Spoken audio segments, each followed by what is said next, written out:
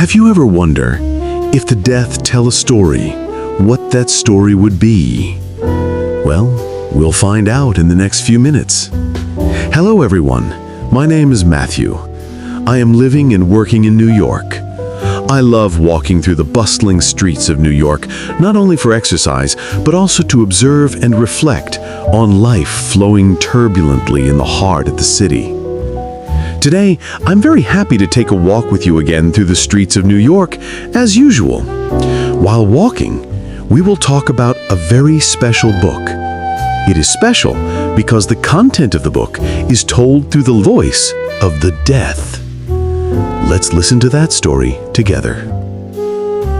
The Book Thief, the Symphony of Death and Words. In the literary world, few works dare to place a story about life into the mouth of death. And even rarer is when that story is not a dark tragedy, but a brilliant symphony about human beauty. The Book Thief by Markus Zusak is such a masterpiece. A place where words are not only to be read, but to be felt with all one's heart. Let us return to the setting of Germany in 1939. Under the shadow of fascism, a dark picture. But within that darkness, there was a flickering light named Liesel Memminger. The journey of the 9-year-old girl begins with a death. The death of her younger brother on the way to the town of Mulching. At her brother's funeral, Liesel picked up her first book, The Gravedigger's Handbook. It was not just a book, but a key opening the door to the world of words, and also the beginning of her whimsical book-thieving career. The town of Mulching emerges as a vivid character. The small streets with house number 8 of the Huberman family, the library of the mayor's wife, Ilse Hermann, and Rudy's father's shop, all create a perfect stage for a story about love, loss, and redemption. The people and their destinies. Hans Huberman, the father with a golden heart. Hans Huberman was not just a painter and accordion player, but the embodiment of goodness in a world full of hatred. Every night, he sat by Liesel's bedside, teaching her to read each word. Those midnight lessons were not merely about teaching letters, but the transmission of love, patience, and compassion. The sound of his accordion in the basement every night was not just music, but a promise of a better world. Rosa Huberman, a warm heart in a prickly exterior. Rosa Huberman, with her coarse curses and rigid exterior, concealed a great heart. She was the backbone of the family, the keeper of the flame for the small home amidst the storm of war. Her way of showing love might not be romantic, but it was utterly sincere and profound. Max Vandenberg, The Jew and the Pages.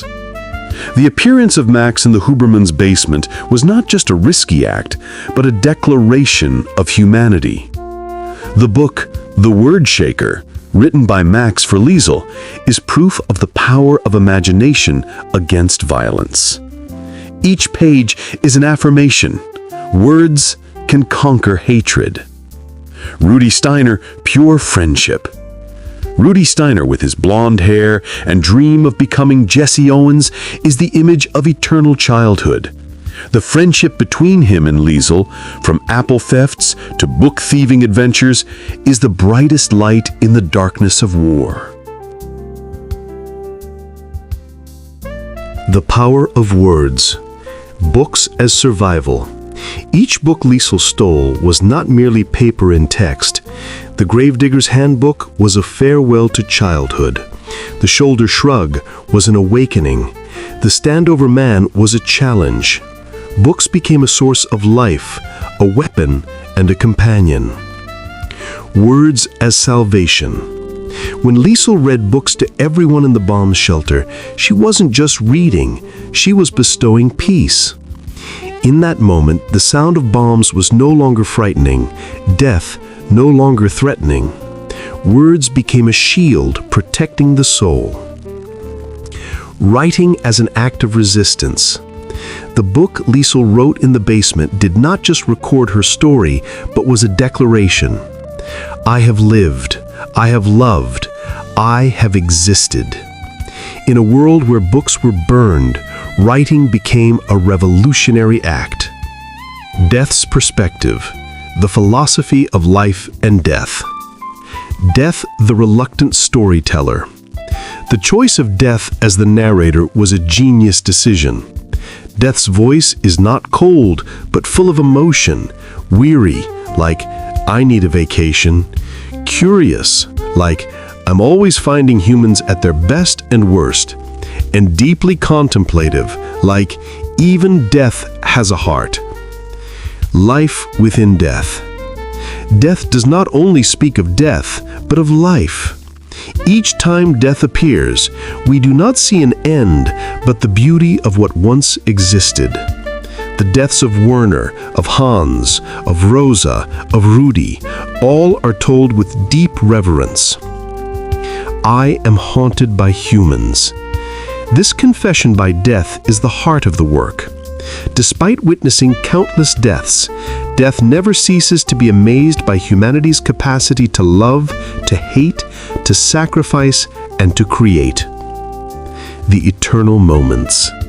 The nights of learning words. The image of Hans Huberman sitting by Liesl's bed, teaching her to read each word by the light of an oil lamp, is the most beautiful image of education. It was not about teaching letters, but the transmission of love. The soccer game in the rain.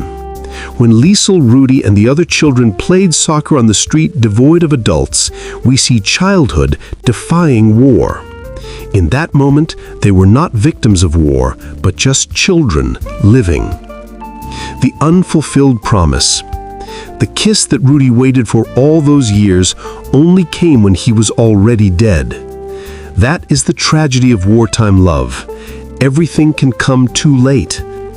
The book in the snow.